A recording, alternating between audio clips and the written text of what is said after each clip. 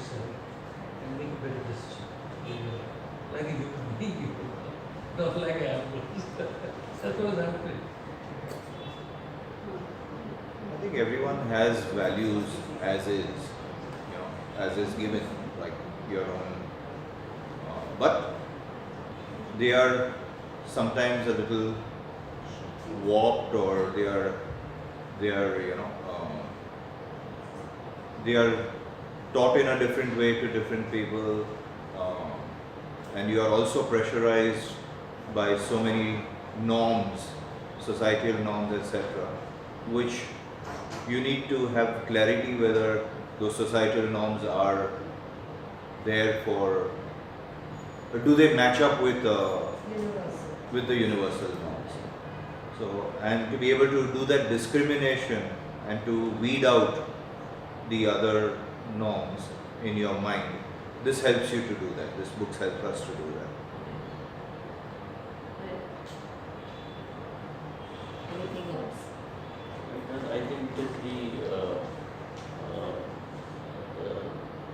quality of the mind, the different values which will help us to have a clear understanding of the divine knowledge, and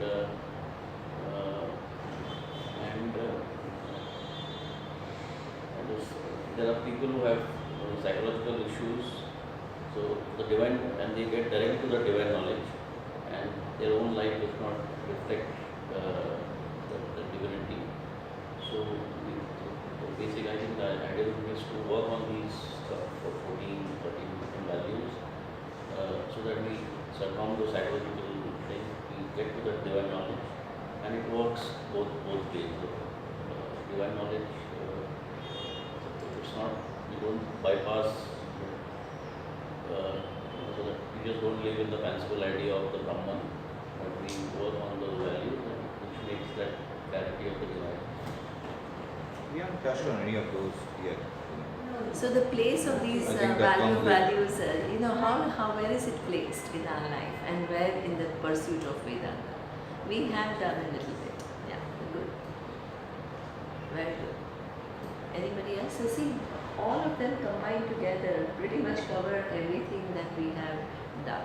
So let me just give you a very brief introduction so that we are all on the same page, which includes all what they are saying, right? So generally what happens is, let's start with that. Okay, I want to move this slightly because there is something in this place and I may trip. Okay, are you okay here? I must just. Okay, so this book, Value of Values, overall it comes from these values are mentioned in the 13th chapter of the Gita, Bhagavad Gita. They are all one after the other. Amanitvam, Adambitvam, Ahimsa, Kshanti, Arjavam. So there are 20 values in this book. But before, we have not even come to the first value. Before we actually start talking about each of these values, Swamiji introduces why values are important. Why is it that we need to live by those values? So the first thing is, as Devesh is saying, it's very interesting why first people come to Vedanta. People come to Vedanta normally for two reasons. What are the two reasons? One is they want to search for bigger answers of questions to life. Like, why am I here? Right? What am I supposed to do here? What is the purpose of my life? Who created this universe? What's my relationship with the creator? These are what we call very big philosophical fundamental questions that we have. So some people actually genuinely come to Vedanta to find out answers to these fundamental questions. But many people also come to Vedanta because they are in pain. So what happens is, generally your life is a little bit not in order. So what it means is you are suffering from a lot of pain, suppose anger issues, depression, confusion, anxiety. So these are the things that you actually are facing with, which he calls what we call emotional issues.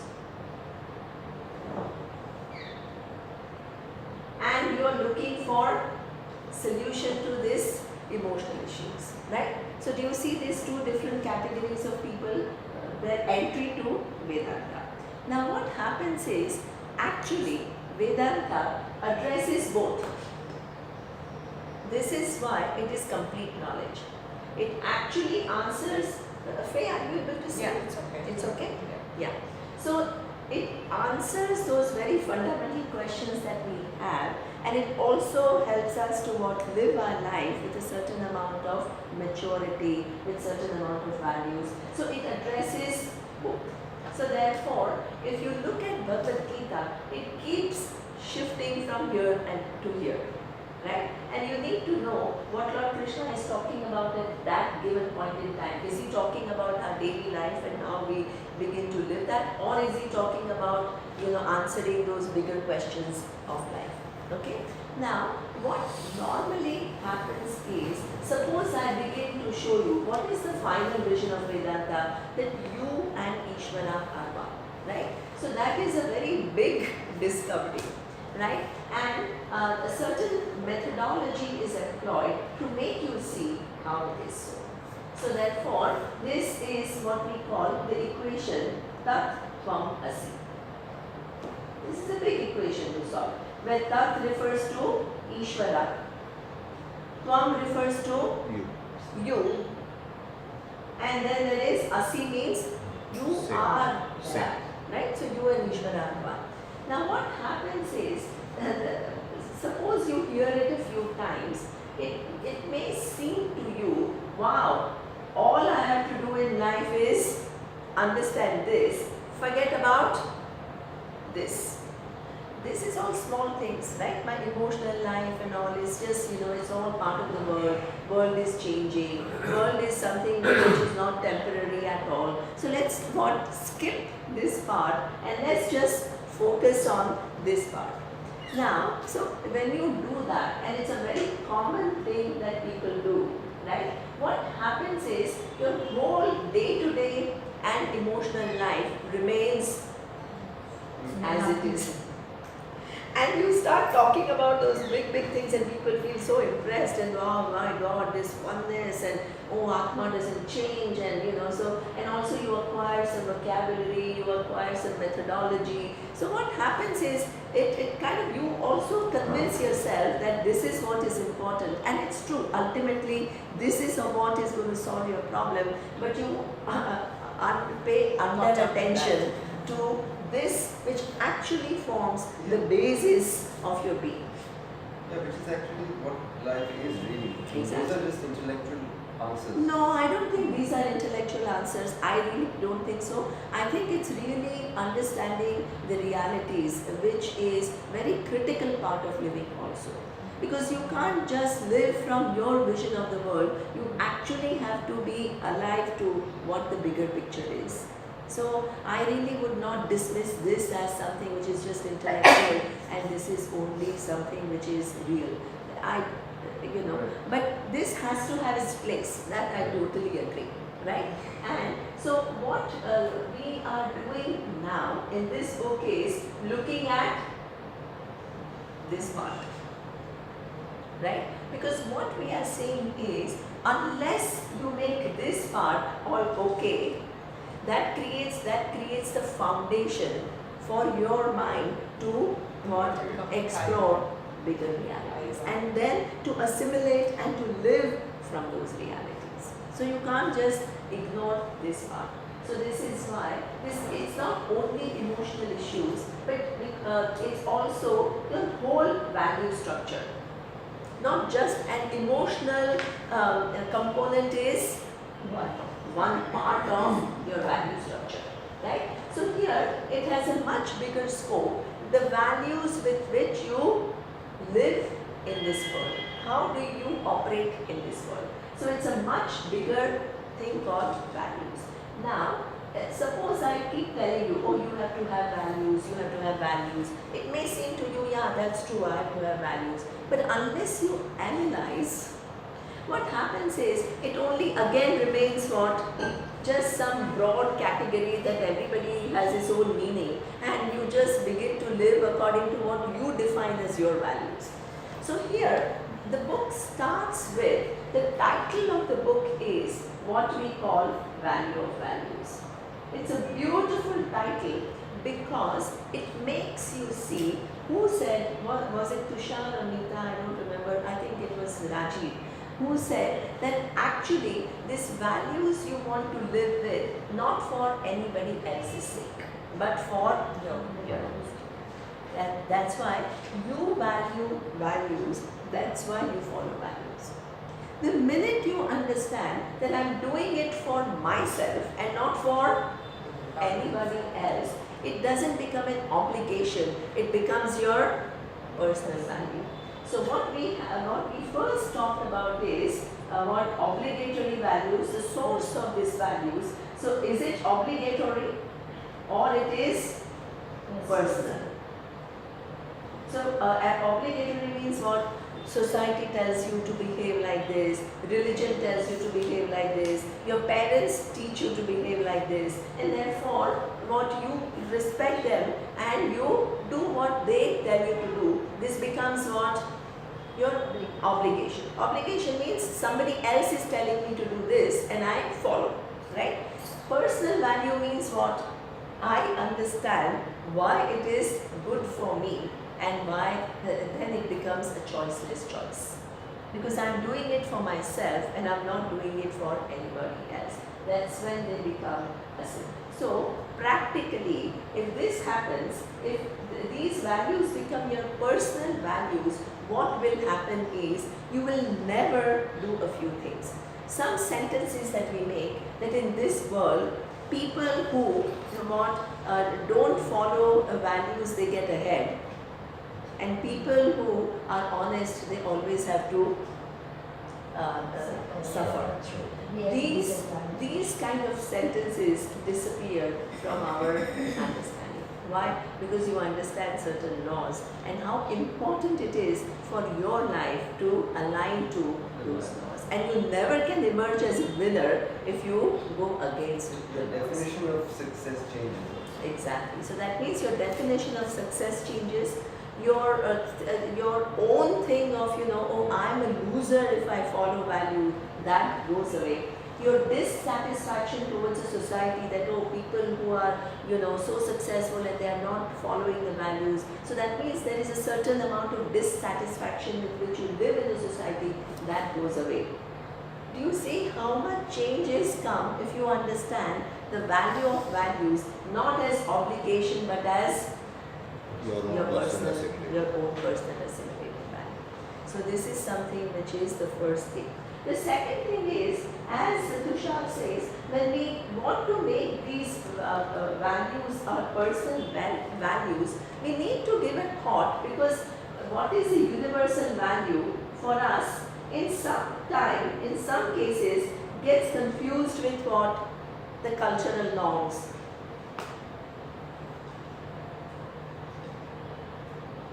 Societal pressures, And religious. religious pressures. So that means for us it's very important to distinguish between what is a universal value and what is a cultural value. So a cultural value I need not conform to, may or may not, that's my prerogative. Universal value is a choiceless choice. Okay. So what is the example we gave of cultural value conflicting with universal value? Dowry. Dowry. Suppose, right, we just take any example. Suppose giving the dowry is a norm in a society. Is it a universal value? No. So that means, suppose you don't give dowry and you feel guilty. Oh my God, I am not. That guilt is what? Misplaced and totally. It's totally misplaced. You don't need to, in fact, you have to weigh and you have to say actually it goes against universal value, so you are strong when you defy it. So that means you don't always have to follow every norm that is there. You have to distinguish between What is the value? what is a value which What is is a of a universal value and universal whether this is value, and what is a value which is just within the context of society. So for example, many there was one Gujarati lady. She told me that she's a very distinguished lady. She says, when I got married, my mom told me that you have 3 mantras. What are the 3 mantras? Chalshe, Faushin and Vaushin. What is that? Chalshe means everything is okay. A Faushin means I'll fit into everything. And Vaushin means everything I like. So that is considered to be a huge value. Is it something you totally lose your individuality? Is it really a universal value? But then that's what you do need to distinguish is that exactly. So that means you have to just conforming, please, and then you feel guilty. Oh my God, I didn't. I expressed my opinion, and you start feeling guilty. There is no need to feel guilty about things. In fact, you have to learn to stand up for it. So you see what I mean? What gives you the feeling of guilty actually warrants what? Speaking up. So we are so confused. If you with speak up, you reference- say, oh, I didn't listen to my mother. Sorry? If you do speak up, you have that thing in the back of your mind that, oh, I didn't listen to my mother, I'm going against what my mother says.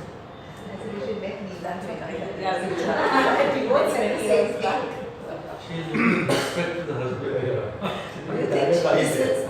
I really don't think so. So, she gave the semblance of listening.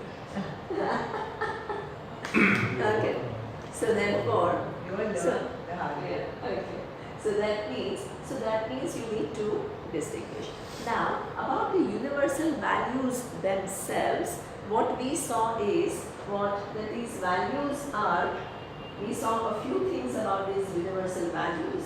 That when you don't follow them, what is the cost? So these are laws. When you don't, having distinguished the universal values, and what are those universal values? Can you name a few? You don't want to cheat others. Because it's not a cultural.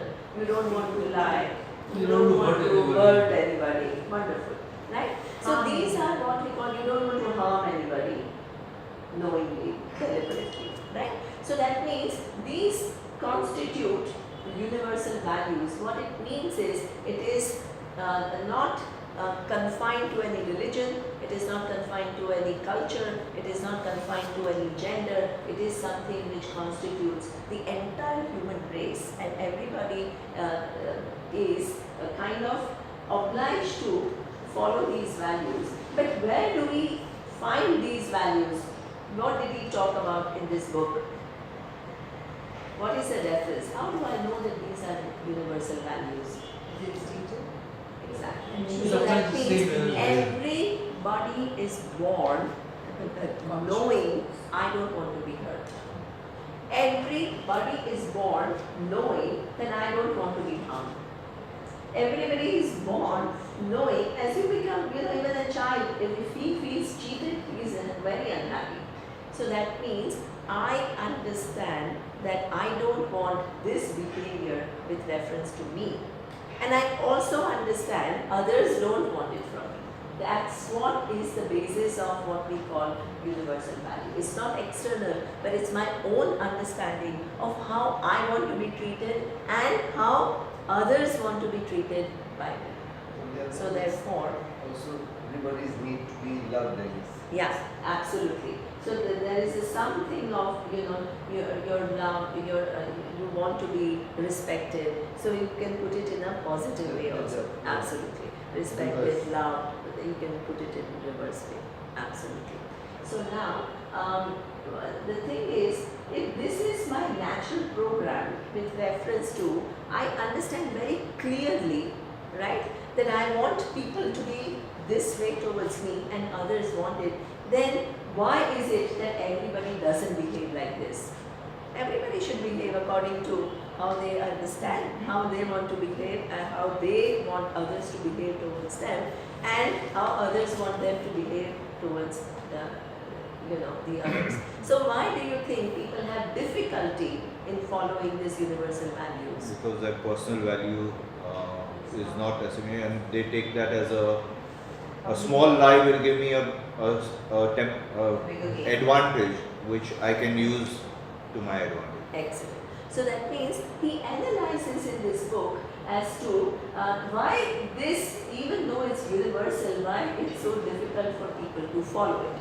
They find it difficult to follow because in a given situation, he gives a simple situation for this 500 rupees. Suppose X person tells you, okay, suppose you think that by lying, I'm going to, now let's change 500 to crores, right? 1 crore rupee by lying. So what it seems to you is what? On one hand, you know that lying is, because this is a universal value, that it's not good. But you also have value for, I don't even know how many zeros go to 2 crores, but I think, yeah. So It makes a lot of difference. it makes a lot of difference. Then you put a Exactly. dot. So I put a dot. So I don't put it, right? So that means what he says is this, you know very well what it can give you. You know exactly what it can do for you, right? But not getting this and speaking the truth, which is a universal value, what will it give you? Normally, it seems to us this will not give anything. Because we think this will not give anything. Now, as a rational person, right? On one hand, following universal value gives you nothing, and not following universal value gives you 1 crore. 1 crore. What is the choice that you will make? 1 crore. Well, yeah, very tempting. So it's very tempting. This is why you see how repeatedly in this world there are so many people. You don't think that they're all evil people, not at all. I mean, they're just normal people who are rationally thinking and trying to maximize their personal benefit, and they end up making this choice, right? So that means here it seems like no gain, and here it seems like big gain. And you as a person wants to maximize your gain, so that's why we end up making this choice. What does this book say is that not following this value has a cost. We don't factor it in our decision making, but it does have a cost. What are the costs of not following? Suppose I go along with this and I give up my own value for not lying. What will happen to me? Excellent. So there is the first thing, which is the universe will give me a feedback about the nature of my decision, and then the first thing that comes is what we call guilt. Because you can't erase, what he showed is, you can't erase this structure that is inbuilt in us. So how did he show that you can't erase this structure? He says, suppose there is a thief, he knows very well that I don't want to be robbed. So that means he cannot erase that value that I don't want anybody to rob. So whatever he steals, he'll put it in his own safe place to make sure that he himself doesn't get robbed in turn. So that's why you can't erase it. And because it is imprinted in you, when you don't follow what you know, it results in guilt. Because there is what he calls also doer-knower split. You remember? Doer-knower split means I do one thing and I know something else. So that creates what he calls also not only guilt but conflict in the mind. Also fear. Also, just because I'm not caught today doesn't mean that I will never be caught. So it creates fear. And suppose I do it several times, what does it do? Anxiety, low self-esteem. Why low self-esteem? Because I can't do what I know to be right. That means I fall in my own self-esteem. So that means these are all the costs that we don't factor in. right? And then what Vedanta talks about is also these are all seen results. And then Vedanta talks about the unseen result in the future, because the cause and effect they carry forward. It's not like it's only now. Go for it. Yeah. So then what happens is that in addition to that, suppose in the future some other problem happens which I don't even know what that could be, because unknown means you don't know how it will manifest. Either it can manifest in form of physical ailment, or it can manifest as mental depression, or it can manifest as some difficulty which I have to experience with reference to circumstances that I have to go through. You see what I mean? So you don't know what all is, how it will fructify, and it will come back to me. So now, suppose I begin to factor in all of this, does the equation look exactly the same? Now this, what is the value of 1 crore with reference to my guilt, my conflict, my fears, my anxieties, my low self-esteem? There is a complete reshuffling of understanding of why these values are important for me to follow, because these are the costs which I don't factor in. Now, the other thing is what? To So, mitigate that, you will also further try to. excellent. So let's do that. We did that last time. So what happens is Swamiji now puts this, and it's really nice. He re-puts it, and he says that okay, I want, let's say that 1 crore or money, and then he shows, do I want money for money's sake? Money is just a currency. So green note.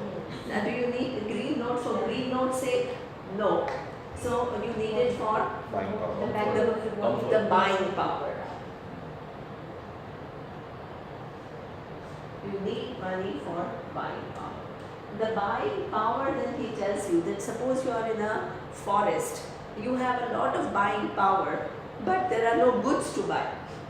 So what is the use of buying power? So you actually are also not interested in buying power, you are actually interested in what? Getting The objects. Exactly. You are interested in actually the objects. Right? Then are you really interested in objects for objects' sake? No. You want objects for your comfort, he says. So ultimately, what you are, what everybody is interested is what? It's In their own comfort. You want to be comfortable with yourself. That is the actual value for everyone. So what he says is, by sacrificing universal values to gain money, you accumulate what? Guilt, fear, low self-esteem, suppose. What happens is, what are you doing to your comfort levels? You are trying to get comfort, you are in fact not getting it. Exactly. So that means when all this exists, what happens to your comfort level? It decreases. So therefore, what we saw yesterday is actually your discomfort level increases. Now, in a chase to reduce your discomfort level, generally, Tushar remembers that. What we do is what? We try to further get more money. Because the existing money hasn't really satisfied me and my value structure hasn't changed. I haven't really figured out what is the real source of discomfort. So I engage further in getting that money. You feel that Further instead of a indulgence. Honda, the Mercedes Exactly. will bring back. Instead of Honda, Mercedes, now BMW, now Audi, now Bentley. BMW, whatever it is, Rolls Royce, whatever it is, right? So that means you further want things because you are actually interested in removing your discomfort. And the second thing that we resort to is what? Alcohol, drugs. Alcohol, drugs, escapism, distraction. Spas, right? So now what happens is, in order to reduce our discomfort, we do more and more of this. Holidays. more money. More exactly. Speaking from his experience. I don't agree with how many of these spas. He's being devil's advocate. And she's actually writing them. No, because please understand. I mean, you can't put all that. Just because he doesn't know. See now, Tushar, everybody is like now. No, because we see lots of discomfort with him because he's not. So now, what we saw very importantly, we have to come to that next point, right? So But at every the same discomfort time, you can follow the universal value and and the result of the Excellent. get that's okay. Excellent. That doesn't mean that you have to sit down. Superb, superb. Because so do he you is the one who does understand? this. If it is in, Wonderful. if it is in conflict, Exactly. See, There's no- please understand. I'm not saying, we are talking about if it is in conflict, let me clarify. Like Linda, Excellent. you were speaking from the No, I'm saying that if it is in conflict. So brand If it's in conflict with universal value, only then you got uncomfortable, no? Okay. Let's qualify it. Different categories, because alcoholism, not like having a drink, and drugs, whether or not it's in conflict, it will create some amount of conflict. But going to a spa or holidays, if it's not that you try to acquire money through any means to get that, What- then I think you're okay. Yeah. I'm not saying So that. that's exactly what. Because it's like, There if is you a can complete- do it, why not? Why not? But you don't have to As long like as- rob a So, bank. good. As long as you're not doing it to remove your discomfort. Excellent. Okay. Yeah, I mean, I'm Excellent. very clear. That's the qualifier. That's a qualifier. It's not a qualifier, that's what she's talking about. Yeah. So that means, exactly. So that means, in general, right, having money is not a problem. Buying whatever that you can buy with money is not a problem. Going to spa is not a problem. Going to Taking holidays drugs is not a is not a problem. None of it is a problem. Please don't think that all this is the problem of modern spirituality. The modern spirituality says all this is material, and as though material is something which is not good, and you have to move to spirituality and you have to begin to abundance that. Abundance. So Vedanta is very different. Vedanta doesn't say that. So that means all this is totally fine, provided, It's as done in your- Tushar says, you have not sacrificed universal values to get it. Because sacrificing universal value alone will give you guilt, will give you fear, will give you low self-esteem, which will increase your discomfort level. If you have done it honestly, there is no problem. Please don't make it into a problem, right? So that's why you can live freely, because you worked hard and you earned it and you can enjoy it. This is why we call wealth Lakshmi, blessing from divinity.